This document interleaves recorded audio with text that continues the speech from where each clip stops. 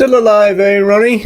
Still alive, but I've got my grumpy old man cup, which I was given for Christmas by my mum-in-law. So I think that probably. Oh, right. Yeah, that's telling, isn't it? Yeah, it is. Yeah. Yeah. Funny, the word grumpy is very, very popular amongst vegans of a certain age because it started with Kim Stallwood. I think he called himself the grumpy vegan, didn't he? And then there was a couple in Ireland who said it, and then there's grumpy vegan granddad. There's cranky vegan. So yeah, we're all miserable old buggers, aren't we? Yeah. Speaking for yourself. So yes, I am. Yeah. So I rang my doctor this morning, and he confirmed that I am still alive. So I thought, right, that's okay. We can do the show. Because they can confirm you're still alive over the phone now, can't they? They can, yeah. They can do that. It's all this technology. It's pretty good, isn't it? So who have we got in the house? Now, a long time ago, we had a message from Deb. Should be another lively discussion. Kate J, hello there. Spiritual Vegan, hiya. Terry Regan. So yeah, you know Tom Regan. I always say Reagan, but I know it's wrong. But I think it's Regan for some reason. I think he pronounced it Regan, but for some reason I've always said Reagan. I mean, it was Ronald Reagan, so you don't want to. Ronald Reagan. So you don't really want to be Reagan, do you? No, you don't really want to. No, not really. That's right. Yeah. Michael Askew, hello, vegan lovelies. There's Deb, back again, 6 hours after your first message. So that's pretty good. BC, yeah. That's good. We've got quite a few. They're all talking to each other now. So hang on a second. Good. And of course, a lot more people watch the recording as well when we share it around. So that's good. Yeah. Immortan Slug. That's interesting. And hiya, Immortan Slug. Canadian Vegan Forever. Hello. Stupid Vegan World. Somebody made a comment about your name yesterday. And Joanna, hello. So I think that's everybody. Now, we've got something good today because you found, didn't you, Ronnie, this thing from, what was it called, the Animal Justice Academy? Yes, I mean it's really thanks to Vegan Pixie Warrior, because I've been looking at her YouTube channel, and I urge people to get over and go to her YouTube, because she gives some lots of good tips on there for vegan outreach, and she was talking about this list of ideas for action from the Animal Justice Academy. So I thought I would take a look at it. I think is it 50 ideas, Roger? 50 ideas. And so we thought, right, okay. Some of them seemed very good. Some of them seemed perhaps a little bit strange. I think they might have been sent in by various people rather than being compiled by the Academy. Yeah, I think so. We went through them, didn't we? And it seemed like it can't have been the same person. No, it's that. Yeah. But they're really good topics for discussion, and so I think we're gonna go through them. It's gonna almost certainly take more than one show. Most of them are easy. That's the main thing. They're like, it's kind of easy activism and a lot of them what people can do on their own, which is good. Yeah, well, I think we've got to cater for that now, because yes, I know that in terms of your activism and mine in Ireland, after COVID, people seem to be well dispersed now. So even the teams that were once around don't seem to be anymore. So it's become very fragmented. I think it's to do with the fact that kind of people couldn't really get together during COVID, and they, in a sense, they got out of the habit of doing so. I mean, there are still, you still get outreach, you still get demonstration of process where people come together. But I think that maybe overall that could be a bit less. It's certainly that certainly is kind of not really happening where I am. And where people are doing outreach, it's in smaller numbers, or just people going out on their own and doing some delivery and stuff.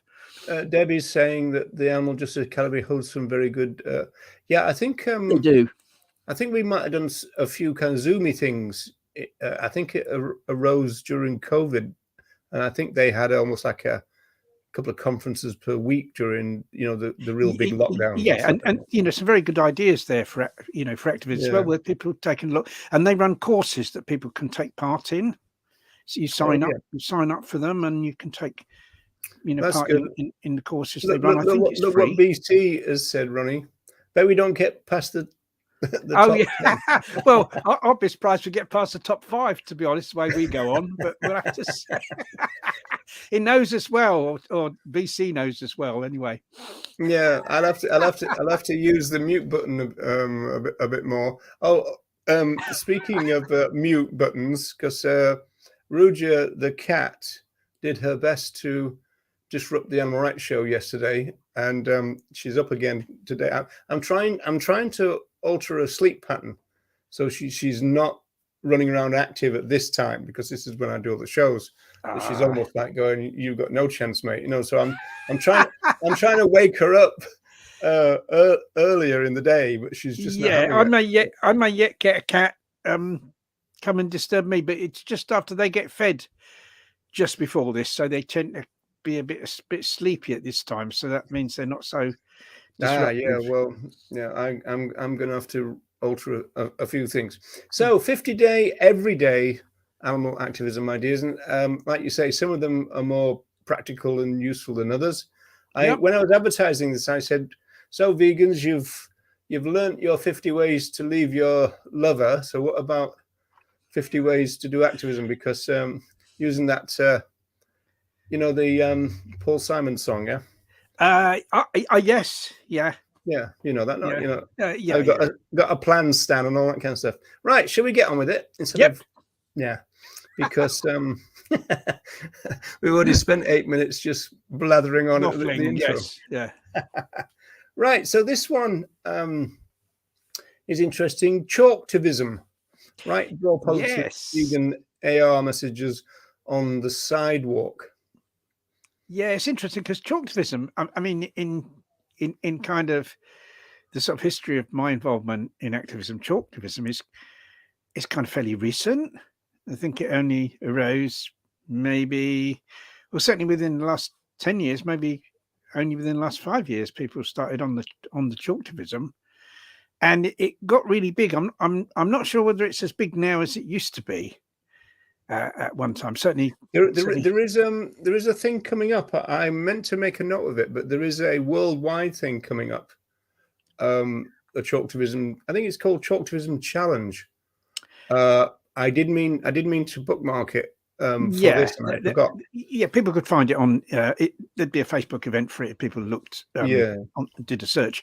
I think it's an annual event. I've heard about it before. I mean, it's not something I've ever done personally, but I can see the benefit of it. It's another way of spreading the message. I've done it several times. In fact, it was me that did the vegan is here, because they took the piss out of the way I did the G. See, the G is a bit weird. Oh yes, and so what we did was we did this circle, and then we just went around it. There's about 3 people filling in other bits, and then there was some written stuff. So this was about 2013, or maybe very early 2014. Yes. And the people who started the worldwide one saw it and said that was a prompt for them to do their little chalktivism movement. It's very good and kind of rather artistic and a clever idea doing it like that. But I'll tell you another thing that worked as well, is because we used to do our stalls, 1 through to 6 on a Sunday, and then we went straight from there up to a place called Grafton Street, which is a famous kind of street in Dublin, and we used to do like an Earthlings, and people started to do chalktivism in front of the Earthlings thing. And what we found was that you got to be careful, because if you actually fill the gap between the people and the screens, it stops them coming forward.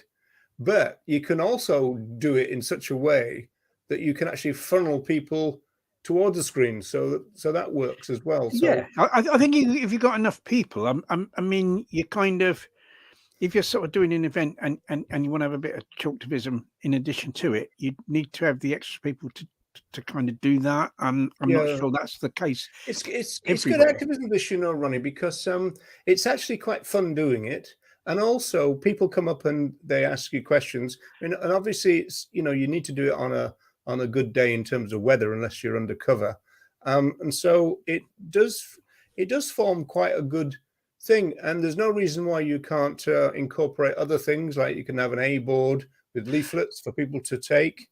So you could make it more than just this, as it were. Yeah, or someone with leaflets, if they see someone particularly interested in the messages, to give that person a leaflet, because the only kind of, what you might say, the kind of the downside of it, or maybe that's not the right word, but kind of in a sense what chalktivism doesn't have is a lot of information. It's got the word vegan and there's those words about veganism, but there's no more information than that. So to have someone giving interest so if you've got a little display with leaflets, because I've always preferred for people to take leaflets rather than be given them myself, because you get the impression then that they want them much more than just accepting them. Yeah, I think if someone was keenly looking at it and reading it, though, I think they kind of indicate that they have got an interest. And one thing I wanted to talk about on this one, Ronnie, because if you remember when we were talking about door dropping and other things in other shows, some people were saying, yeah, but that's not allowed here and this kind of stuff. So I don't know whether in different countries there's going to be laws that would prevent there may be. I mean, in fact, technically it's actually criminal it's damage, actually illegal in the UK. I mean, I know a couple of friends of mine. They were it was in Wolverhampton, and they were doing some chalktivism, and it was like, what did they get charged with, though? I mean, under what statute? Well, what happened was they were doing this chalktivism, and they'd written some slogans outside McDonald's. It wasn't anything rude or that. It was go vegan and stuff like that.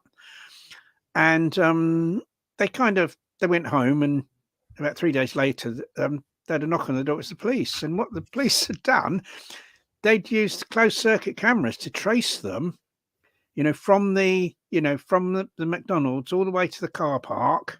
Yeah. And then they got the number of their car in the car park.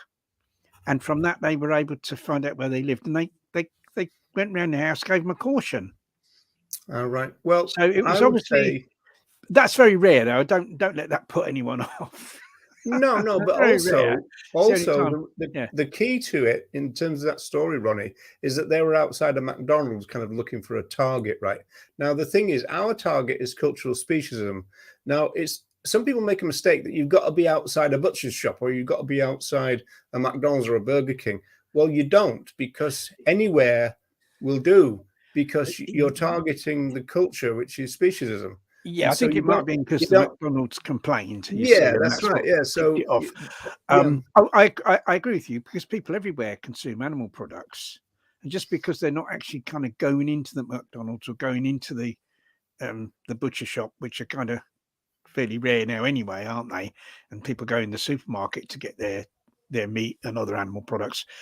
Yeah. You can be. The important thing is to be in a busy place, I suppose. Really, because your target is really everyone, isn't it? Do you know, there's some really interesting sociology about chalktivism, in the sense that they did things like just having somebody sat on a pavement and they drew a big circle around them, and people tend not to cross the line. It's really quite interesting the way it works. And so in other words, what I'm saying is, if you're doing something like this, people tend not to walk over it unless they have to. Does it work with the police, do you think? maybe that's what I should have done years ago, done a chalk line around me, and I wouldn't have gone to Oh, jail. right. I thought you meant put a chalk line around the cops. Okay. Yeah. Oh, yeah. Here's a question. Is chalk vegan? Because I'm not quite sure if I know the answer to that. What do you think? No, I'm not sure. I haven't thought of that. Yeah. Calcium carbonate. I think I mean there's plenty of sources of chalk that aren't from animals, but I think that's maybe something that people would need to check whether there's whether you can get suitable for vegan chalks. I don't know. Yeah, Neil is checking, so that's good. Back off, officer. Yeah. Right. So the next one is this one. So this is pretty straightforward, and you did this recently, Ronnie. I took part in over here. There's a Viva, national organisation. They did this campaign where it was it was outside Costa Coffee. It wasn't really targeting Costa as such. It was to do with the fact that they did an undercover expose of a milk of a dairy farm that supplied milk to a supplier who then supplied Costa. So Costa was getting milk from this dairy farm where the conditions and everything was appalling. So in other words, probably like nearly all dairy farms. And so they've kind of, used this to campaign towards Costa. But what it was actually doing was to encourage people not to say to people, don't go in Costa, but to say to people, when you go in there, to choose plant milk instead of cow milk. And so it was a good outreach event. And afterwards, some of us went to a local vegan a vegan cafe, really, in Birmingham. And I mean, the food there was absolutely delicious. And I'd left a review on Google about it.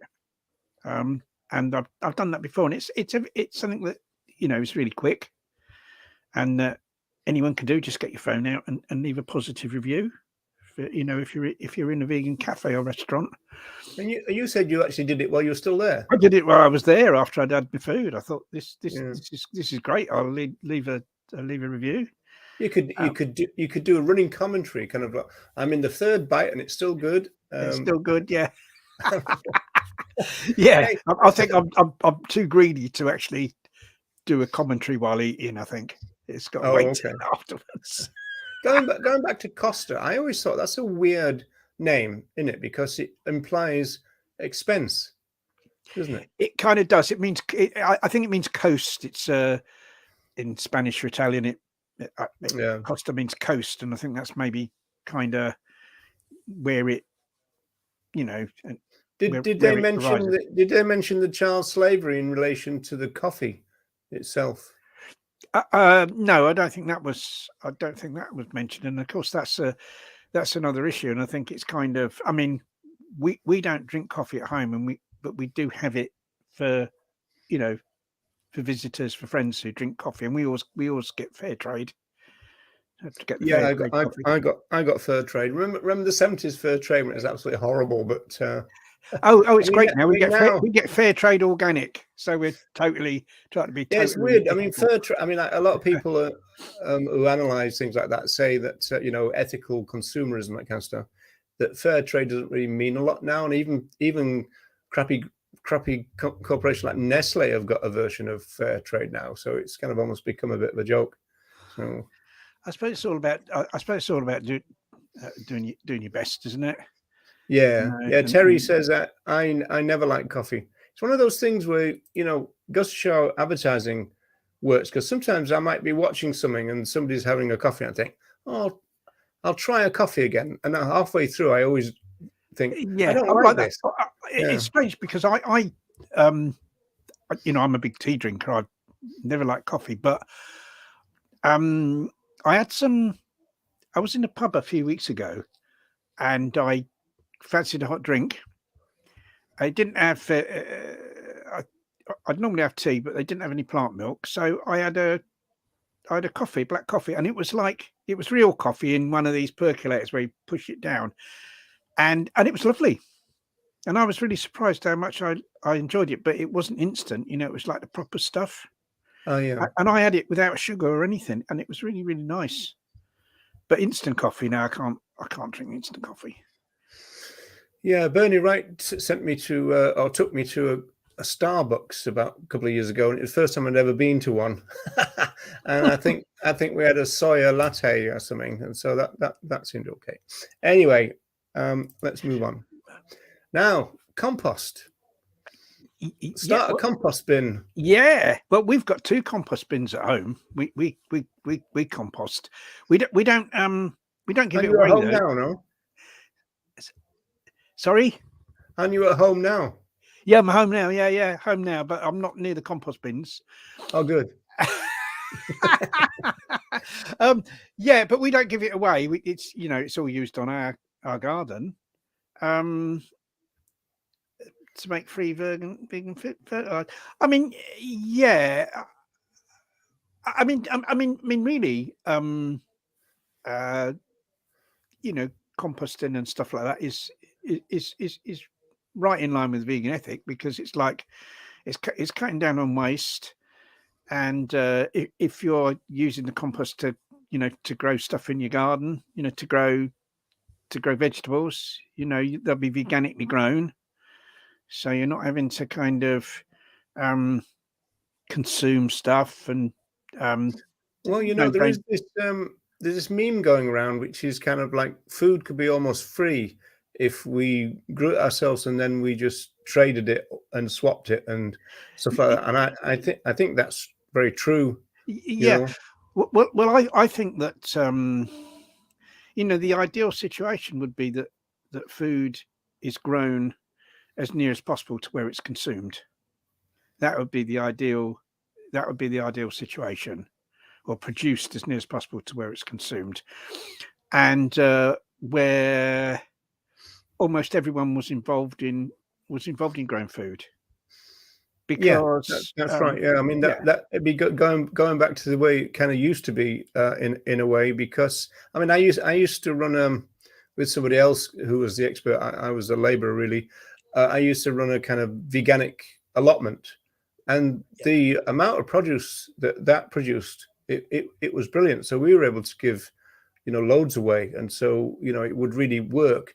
And then over the summer, I've been a volunteer with this group in Dublin called Falling Fruit, and I think we created, just for one group, this is not the charities, just for one food group, we picked enough apples for them to make 900 bottles, and this is like 2-litre bottles of apple juice. And so the amount of food, it's really weird. During apple picking season, you kind of drive around and you're thinking, how many orchards am I passing? And it's amazing to do it. You go in, there's a little broken down kind of house, and there's a brilliant orchard in the back. It's absolutely amazing. So that's the way for the future, because I think Terry said this. You see, the thing is with that, going back to my veganic thing, you can have you can just do these kind of square boxes. You can still grow. You still grow something. Yes. I mean, what I'd say with if wherever you are, there's 2 really positive things that you can do in terms of gardening. One is to grow your own fruit and vegetables, and the other one is to have a wildlife friendly garden. I mean, you can have both together. Oh yeah. I mean, our garden tends to be more wildlife friendly, and it varies from year to year how much we grow in terms of fruit and vegetables, but overwhelmingly it's wildlife friendly. And you can do that even with a small courtyard. You can grow your own fruit and veg in a small way, or you can you can have shrubs and plants that are wildlife friendly, that attract bees and stuff like that. So, or you can have a combination of both, and you can do that in the smallest of space. You can do that with the window box. Yeah, well, that's right. So you've got the small free living beings benefiting. Then you can do your veganic gardening, and then you can do your composting as well. And then the real key is if enough people locally are doing it, like you say, you just swap it and move it all around. It'd be, That's it'd right. be You could have an organised system of swapping stuff, yeah. And that's really where we kind of need to kind of move towards that and have it all done in a really properly organised way.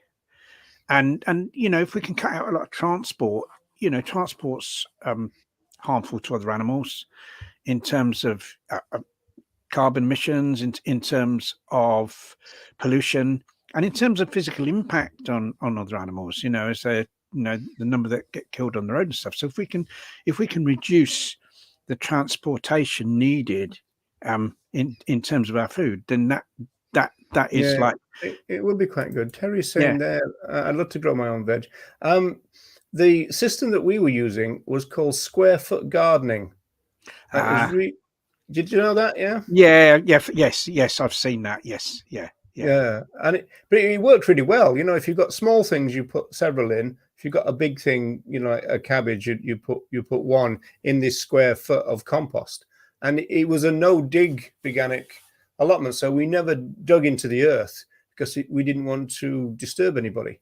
So it was all above ground in that sense. There'll be loads on the internet about it. Loads of information people can look up on the internet about veganic gardening. Yeah. Well, we're hey, look, we're that's the third one, fourth one. We're only halfway through. So, invite a non-vegan friend to watch a vegan documentary with you. You can both watch over Zoom during COVID and talk about it afterwards. Well, I suppose if you're doing it over Zoom, you could almost like have a group situation there, couldn't you? Well, you could with you can't. It kind of could do it, and it's not. I mean, obviously, when COVID was at its height, we were all doing stuff over Zoom. Not so much now. I mean, certainly here in the UK, it's like everyone's back to what they were before. But you see, with Zoom though, if your friends are, live a long way away, you could do that over Zoom, couldn't you, to save them? Because you can obviously, have people from all over the world join a Zoom meeting. But I think that's, I think this is a good idea. If you make the thing about, doing it in a physical sense is you can make an evening of it, invite them round, and you could have some vegan food as well. So you're kind of doing it in two ways. You've got the vegan food for them to eat, and that's an attractant. Yeah, do you know, Ronnie? I've always felt weird about that because you're gonna say, "I have some food," then you show them this horror film, and then they associate vegan food with feeling sick. Well, the thing I've is, always felt a bit weird about it. But the thing is, does it necessarily have to be a horror film? I think there are some films out there that promote veganism. Well, look at the ones on the screen. I mean, Cowspiracy. Well, that's not got much in it, I don't think. Cowspiracy hasn't got a lot, and I mean, Cowspiracy is more about the environmental impact of animal farming rather than. Yeah, I mean, obviously, Earthlings would be a problem. Dominion would be a problem. Yeah, Earthlings would be a problem. It doesn't make for a cozy evening. No. And yes, the Peaceable Kingdom with Harold Brown. That's a. I can't remember if that's graphic, but it's got some really lovely scenes in the because the cow you can see there, if people can see it. I know you probably can't on a phone. Is a cow who was called Snickers. Yeah. Who, we showed a film. My local vegan group. This was maybe 2018, something like that. We hired a local kind of Quaker hall, and we put on a film called The Last Pig. And at the time, a veg fund was supporting this, and they were paying for people to put it on. And we, it was in a small town. We actually door dropped the whole of the town where it was, because it was wasn't a big town. And we had we had vegan snacks, and people came along and watched this film. I think about 50 people came, which was quite good, really, to be honest. Yeah. And the film wasn't about. It didn't contain graphic scenes. So there were scenes of pigs being taken to a slaughterhouse, but it didn't actually show them being killed. And that was, that was a success, and that's something that, like a kind of bigger version of this, really, where you can kind of and get in touch with Veg Fund, because this was a special thing they were doing, but they'll do it for any film show that you're putting on, and they pay for the hire of the hall, they pay for the production of the leaflets, and there was a fee for the film as well, and they paid for that too.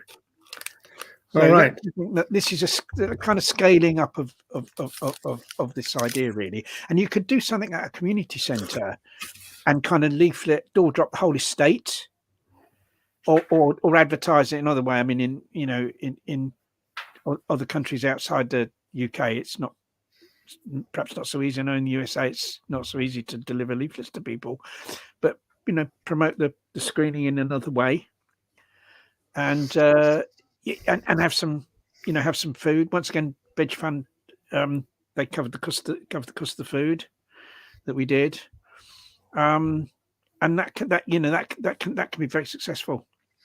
Yeah, Veg Fund used to do that pay to view, didn't they? But I know that's doesn't happen anymore. And also, some vegan groups have gone the other way, and actually around kind of Halloween time, they've actually, as it were, challenged people to come and see a real horror film, and then put one of the graphic ones on, haven't they? So that's the other way of doing it, rather than trying not to. It kind of doesn't really go with food, as you say. That like a real kind of graphic film. I don't think people are going to kind of feel too much like eating afterwards, to be quite honest. No, like I say, it's always been a thing with me. It's kind of like, let's have some food, or even the idea of having some afterwards.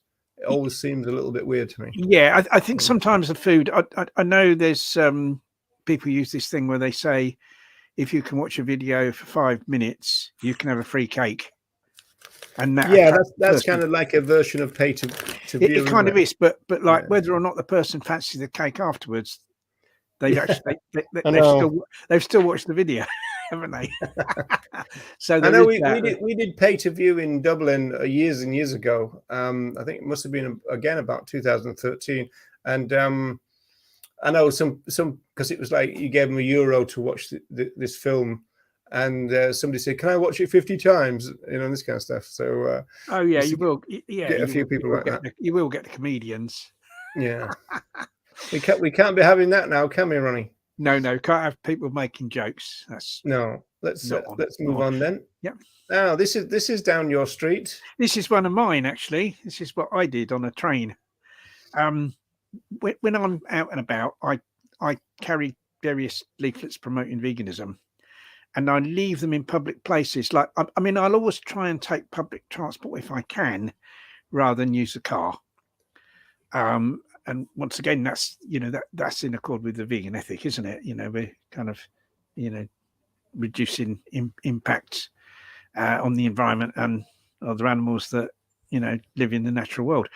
But also the other advantage is using public transport. It does give you the opportunity to leave leaflets promoting veganism. And I'll do that on the train. I'll do that on buses. I'll do it in waiting rooms. And there's other places people can do it, like in a library. You can put leaflets inside relevant books. I've done it in supermarkets. This book, Friend or Food, which is like, why are you caring about your dog but not caring about the pig that you eat and the other animals that you eat, for instance.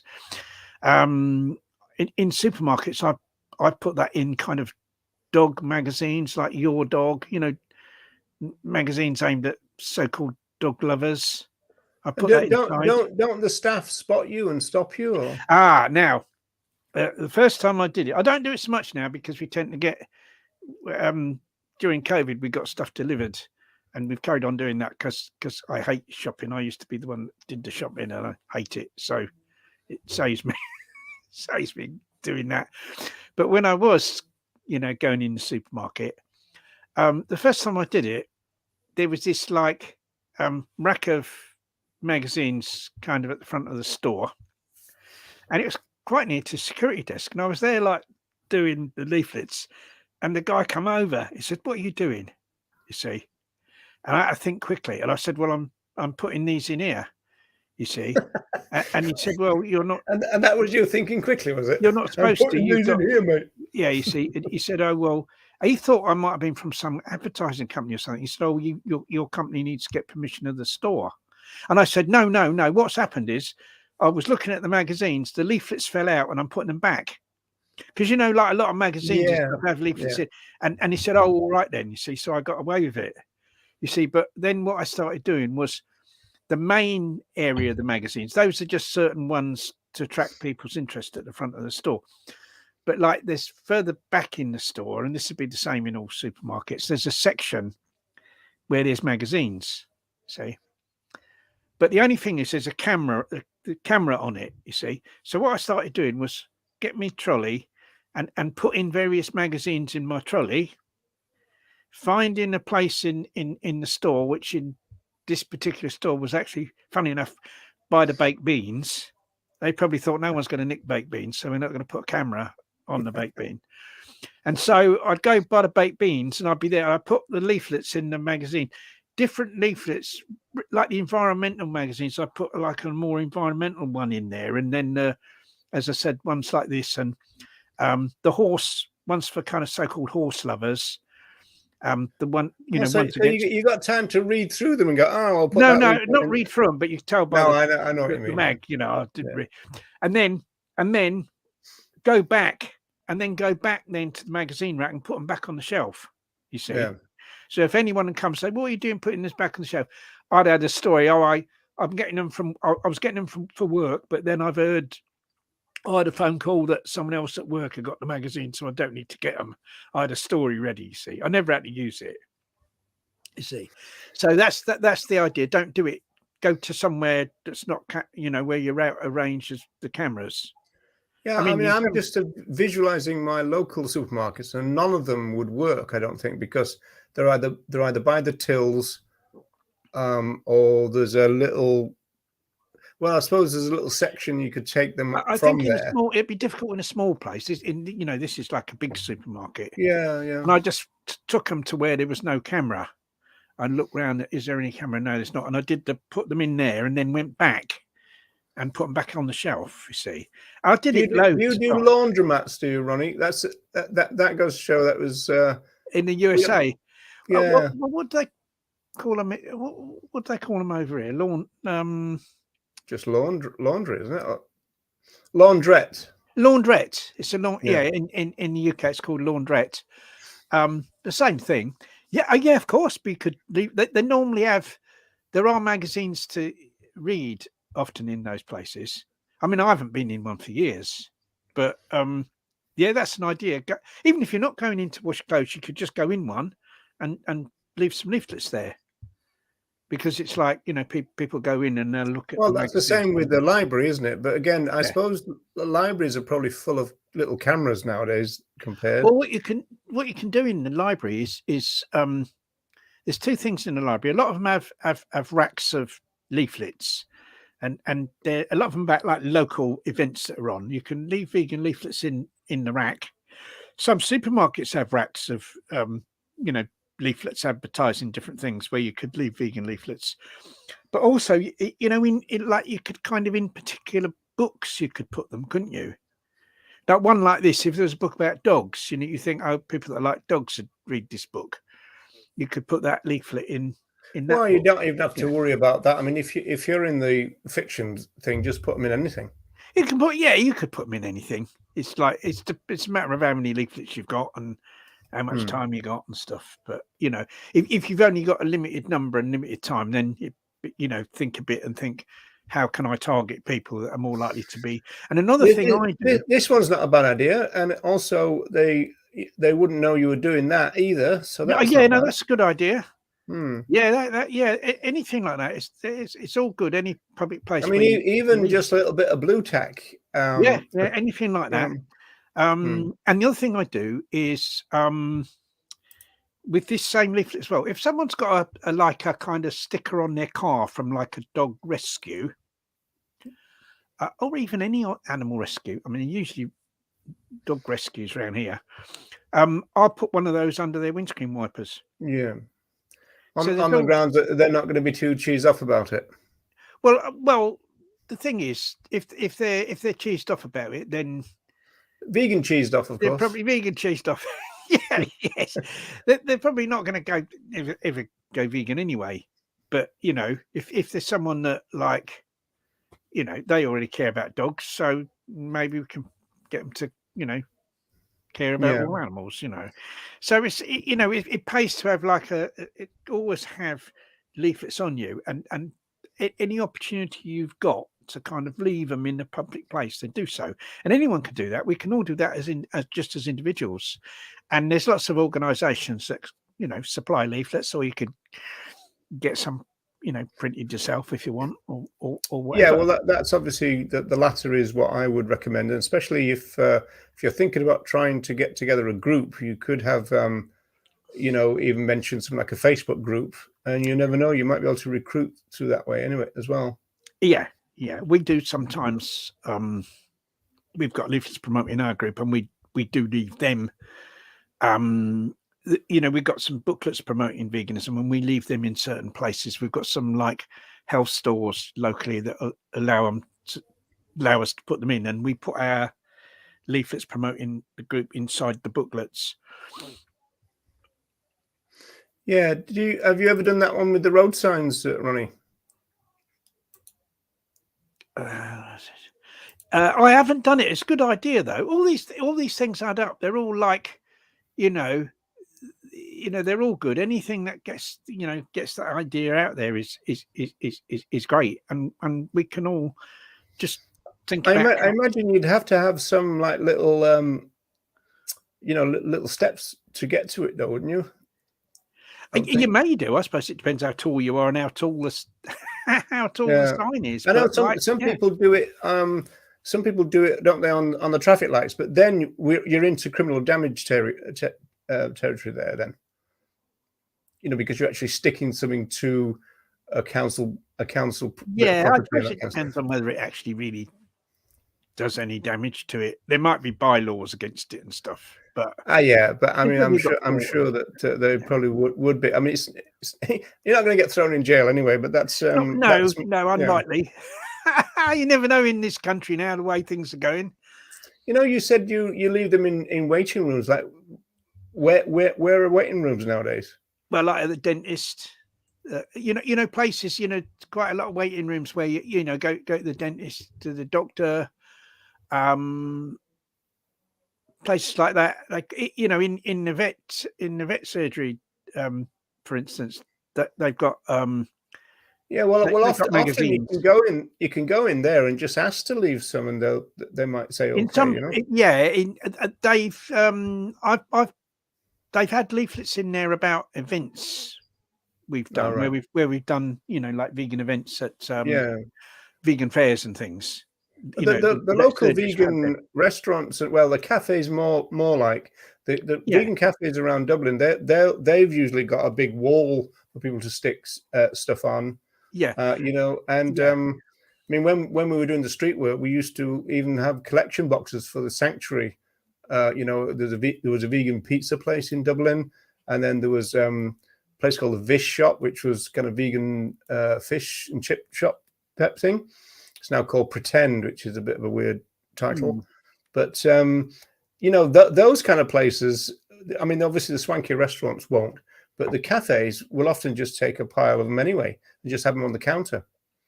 Yeah, they will do. But it's just thinking about, you know, how can I use every opportunity to promote veganism in whatever way I can, and like having the leaflets with you if you think you're going to be in a situation where you can leave them somewhere. Yeah, and also, you know, take a pocket full of stickers as well. So because again, you know, lampposts and stuff, I mean, you're not really going to get into trouble just slinging them up there, you know. Oh yeah, that's another idea. Yeah, stickers. Yeah, that's great. It's a shame that, because of course, ideally, a sticker would have a website address on it where people could learn more information. But I think that the people who run the website then could get into trouble for it. I think that's the, Yeah. Well, I actually I told the story of the BOAV radicalization in the last time tunnel, and they got into trouble with their first lot of fly posters because they had their because they name got and that. address. So that's That's right. that's a problem. But yeah, stickers. Another good idea. I'm gonna move on now. Then. Yeah, I wouldn't be emailing mine because he hadn't done anything. Wasn't your one involved with the conservative vegans thing, or was that somebody else? Yeah. Well, I did email him about that. I said, like, great to kind of see that you've kind of joined up with vegan conservatives and that you're going to do Veganuary. This was year before last. And I said, but are you aware of the true meaning of the word vegan? And so are you going to become truly vegan, which would mean you'd have to stop your shooting activities.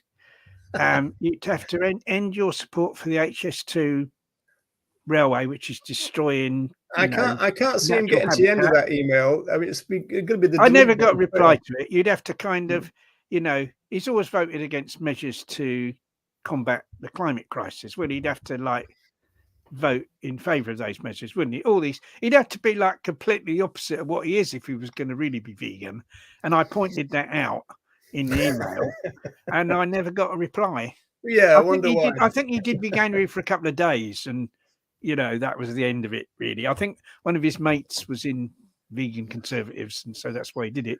I suppose an alternative to this is on the grounds that they might not be doing much. Is that you can actually contact them, I suppose, if you want to be bothered, and ask them what are they doing for other animals. You could do it. Kind of, yeah. I mean, it kind of doesn't. It wouldn't do any harm. It wouldn't do any harm. But then you're probably on his non-read list, Deb says. So it wouldn't at all. It wouldn't at all surprise me. He knows that I don't like him anyway. Yeah. Well. so yeah. But I wonder if snail mail would work with these kind of people. I don't know. Because from what I know, maybe people that have sent our one snail mail, no, that don't work either. No. And what often tends to happen is you get the standard reply that's come from, well, in the case of like the Conservatives over here, from their central office, that if there's an issue that a lot of people are sending letters to their MPs about, they produce a standard reply that all of them sent out, and it's like, it's kind of whitewashing. There was a guy. There was a guy who used to come up to our stall in Liverpool in the 1980s, and he had a big kind of briefcase full of letters, and he said, "Oh, I got a letter from Harold Heath, and I got one from Margaret Thatcher," and all that. And basically, what it was thank you for contacting the office. We'll get back to you. So it was just but he thought he was getting a reply from the people that he's writing to. It's a bit sad, really. But I mean, there may be some that where it's possible to make some progress. It depends who they are. It's going to be little and animal welfare based, really. Yeah, I'm going to move on from that. Yeah. What about this one? Donate fresh products and other vegan products to a food bank. So produce and products to a food bank. Well, I mean, it's good to donate to a food bank anyway. That's a very worthy thing to do. I suppose if you donated the kind of plant-based versions of stuff that was traditionally animal products, shall we say, that might somebody might eat that and think, oh, this was most of those are frozen though, aren't they? Well, you do. Well, no, you get tin stuff. Like, for instance, over here, like Heinz have produced a plant-based version of their famous tomato soup. You see, and that's Okay. a very popular product. You know, that Heinz tomato soup is very cream There's of supposed to tomato be a soup. beans and vegan sausage thing now in a tin. The beans and vegan sausage thing. There's those things, yes, where you could, and they might think, oh, this wasn't bad, but like you're more promoting plant-based rather than vegan with that. But still, you know, still a positive thing. So yeah, that's and also the plant-based stuff is going to. Well, I mean, there's probably going to be lots of plant-based stuff already, but it's kind of going to get lost in the crowd, really, isn't it? And so, in some senses, you're not. I mean, possibly, but of course, the thing is, if a vegan's donating stuff to a food bank, we're going to donate vegan stuff anyway, aren't we? We wouldn't be buying like animal products to donate to food I mean, obviously, you know, donating to a food bank is a good thing to do just in its own right, but it's not really a way of promoting veganism, I don't think. No, it might be a way of encouraging people to go plant-based by them looking, you know, where people might have a prejudice and think, oh, you know, that stuff's horrible, I'm never going to eat it, and then they go to the food bank and get like, you know, some of the vegan beans and sausages, and then eat that and think, well, that wasn't too bad after all, and that gets rid of that prejudice. There's kind of maybe that. Well, if they're that prejudiced, they wouldn't have it in the first place, would they? So, well, they might with it being free, you know, because it's free. They might think, oh, this is free, so I try it. Yeah. What about this idea? I don't know whether you can do this or not, and also it can easily be taken off, I suppose.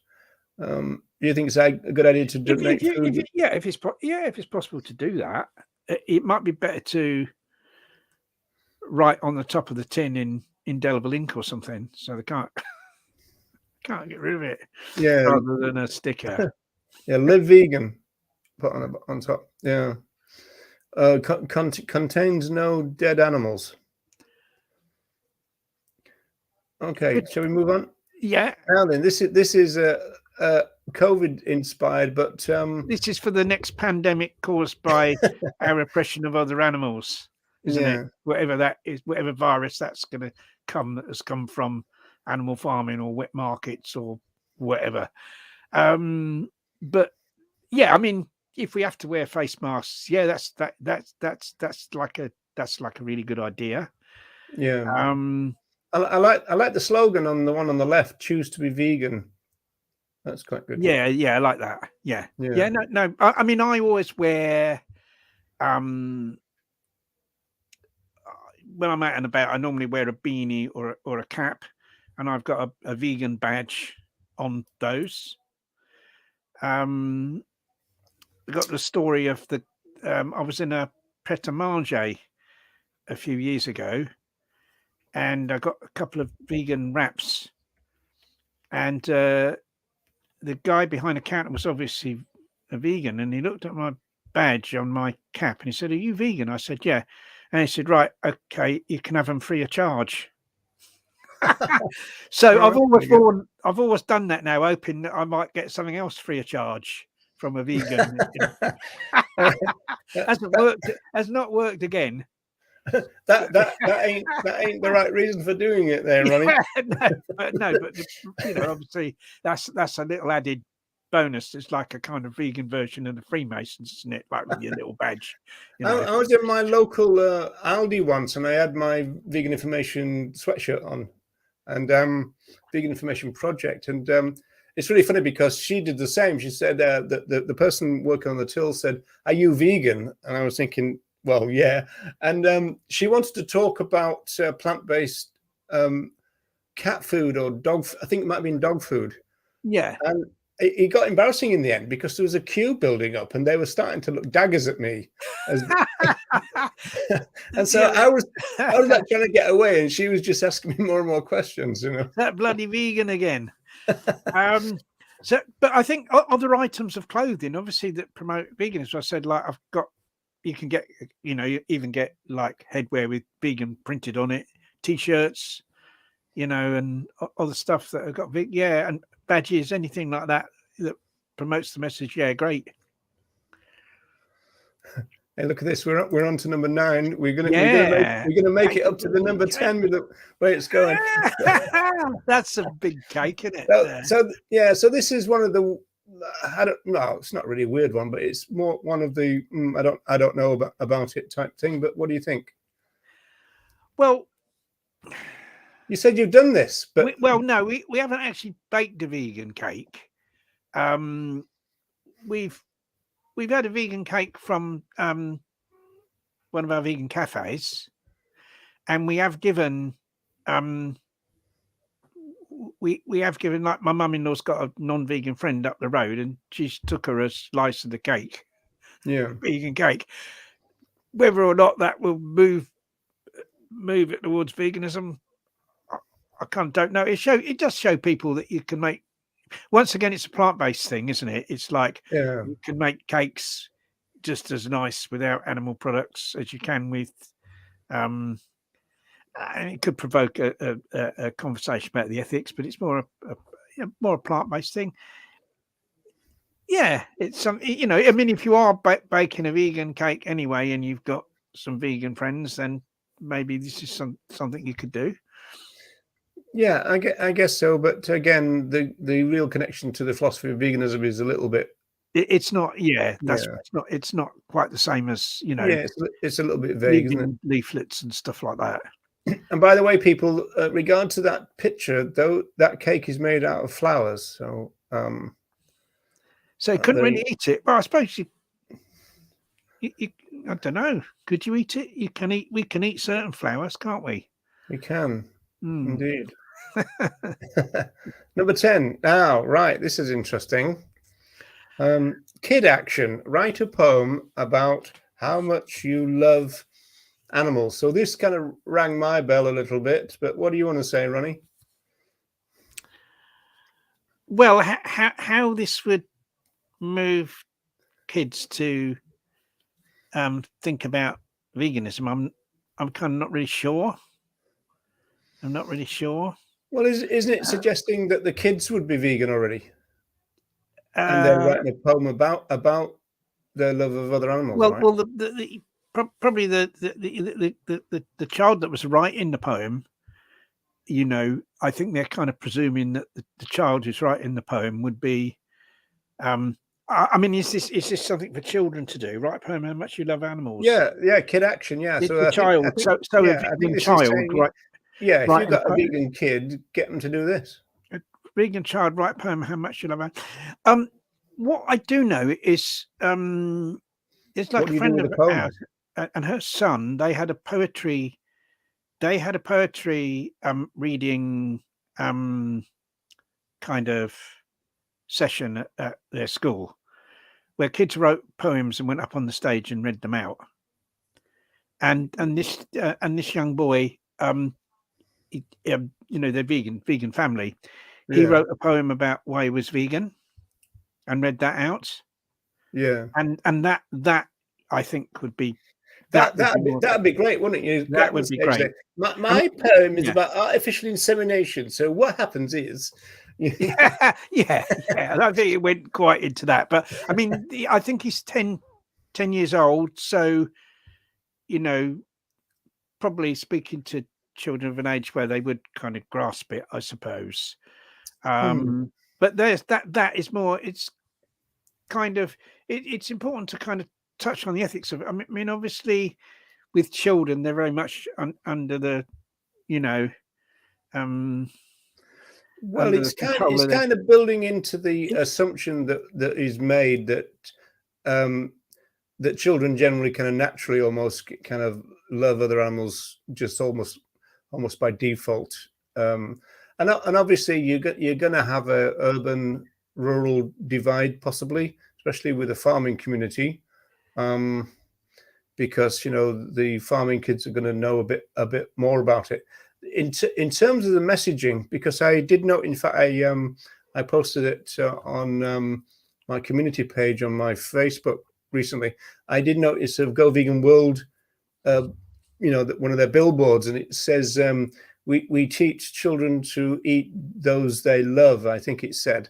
And I really would have preferred it, and this as well, is to at least include respect, love and respect, I think. Yeah, I think that's yes. I mean, I think that's important, and I think it's important that there's it touches on the ethics of it. Even with young children, it would have to be written in a certain way, to touch on the ethics of it. Well, yeah, but I mean that's what would if we're talking about a vegan kid here, yeah, and then the remit is, do you want to write a poem about how much you love and respect other animals? That's gonna improve it. And so therefore why you don't eat them, and why you don't believe that they should be oppressed by humans, although the word oppressed might not be used, but words to that effect. I think that would be positive. I mean, of course, the other kids receiving that may not immediately be able to do very much about it, because they're kind of, still under the control of their parents that age, but it would be, it would sow a seed, wouldn't it? It would sow a seed. Yeah, on that, Terry says, discuss me and say how many kids go fox hunting. But again, are they going on their own volition, or are they being taken there? No, they've been brought up to go and yeah. taken there. I mean, I was encouraged to go fishing by my dad, and I go fishing as a teenager, and I stopped myself because I thought to myself, and this was several years, before I went vegan, quite a few years before I went vegan. But I thought to myself, no, this is wrong. Like sticking a hook in a worm, and and sometimes some of the guys that were fishing were actually sticking hooks in a small fish to catch larger fish, and then catching a fish on a hook and stuff like that. And in the end, I just stopped myself. I just didn't go anymore. And when I became vegan, I went and looked for my fishing rod that I was still at home, and I chopped it up with an axe. I sat on the back doorstep and chopped it up with an axe. And my dad said, "What are you doing? What are you doing? You could sell that." I said, "No, I don't want anyone else to have it." So I chopped it up. But yeah, it's a lot of it's how they're brought up, to be honest, I think. Yeah, I mean, when I was in Essex, we used to do the pony. They were called pony meets, and that meant most of the field, which are the riders who ride behind the hunt, were children. And at the end of one day, this kid was kind of doing all kind of weird things with his face, and we realized in the end that he was trying to show us that he's just been blooded. And for people who don't know what that means, you'll have to Google it, because I'm not going to describe it. No, but yeah, he was real proud of it. And again, that's the community that they were born into and raised. It's how they're raised, isn't it? And it's a question of educating them out of that. This Benny said you can get those cards. I hate it here. No, I ate here. Yeah, that's that's good. But anyway, before you go on to the next one, Roger, this might be a good time to end this, because we're on number 10. We've been going we've been going for an hour. Okay. So at this rate, we've got 4 more shows. We've got 5 weeks then. That's what you're saying. Yeah, but that's okay, because there's what we ought to do is somewhere put the link to the actual document. Spoil the surprise for everybody. Yeah, it would spoil. Do you think it would spoil a surprise? Yeah, maybe. No, not really. No. But there's lots more interesting stuff, we'll probably do them interspersed with other shows, won't we? So it's not the same thing every week. Yeah, so we don't just do 1, 2, 3. That'd be the lazy way to go, wouldn't it? Yeah, we do it every week. But it's interesting, and I think there's it's just giving people lots of ideas about things they can do, because there's loads of different ways to spread the vegan message that we can all do, either as individuals or in a group. And I mean, all of those 10 so far are relatively easy to do, aren't they? Yeah, they're all very easy, and they're kind of really all things that, most of them anyway, are things people can do just on their own, aren't they? Yeah, but it wouldn't be as much fun. I mean, chalking on your own isn't. Yeah, chalking on your own is a little bit sad. Although maybe some people do chalk on their own. Or I always use chalking. My history is of using stuff rather more permanent than chalk. Although you couldn't really do that on the pavement. But no, I think that would be in conjunction with lots of other things going on, wouldn't it? That you'd do the chalking, I think. Yeah, as I said, you can make it you could rather make it as a social event. I mean, you can almost, it's almost like I mean, in terms of where that first shot, that was on O'Connell Street, so it's a big wide street with like a pavement in the middle. So we were in that middle pavement, and you could almost like have an almost vegan picnic at the same time. You could make it a social event for the people who took part. Especially on a lovely day kind of thing. Oh yes, yeah. I think it's it's something that's an additional thing that kind of adds to everything that you're doing, isn't it? I think.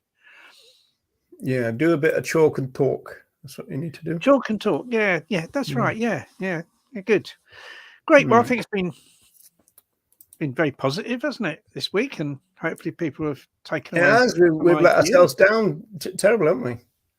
Yeah, we've not been really very controversial, have we, this week? I know, yeah. We haven't slagged anybody off. We're kind of what is it? We're kind of becoming soft in our old age, aren't we? Oh, yeah. In more ways than one, some people might say, but we won't go there. Hey, you've got your Vegan Island T-shirt on. I've got the Vegan Island, yeah, the now sadly defunct Vegan Island, isn't it? But that's I think that was a talk I gave, didn't I? Went over to Ireland, didn't I, some years ago, and it was a Vegan Island. Yeah, but it was that T-shirt that split the group up. About what? No, it doesn't take a lot, does it?